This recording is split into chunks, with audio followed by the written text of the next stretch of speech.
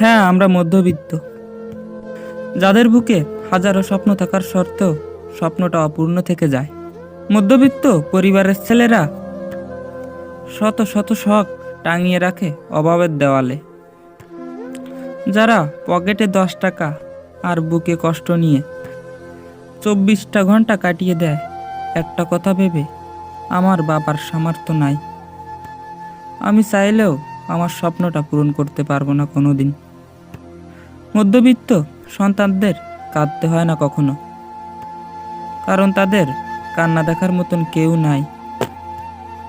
একটা ধনী লোকের ছেলে না চাইতেই অনেক কিছু পেয়ে যায়, কিন্তু একটা মধ্যবিত্ত পরিবারের ছেলে সবসময় একটা কথাই ভাবে, তার স্বাদ আছে কিন্তু সাধ্য নাই।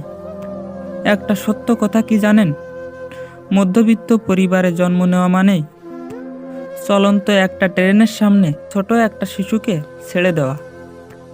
একটা মধ্যবিত্ত পরিবারের ছেলের সবসময় হাসি মুখে থাকতে হয়, কারণ তার কাছে পৃথিবীর সবথেকে খুশির মুহূর্ত হচ্ছে মা বাবাকে একসাথে হাসতে দেখা।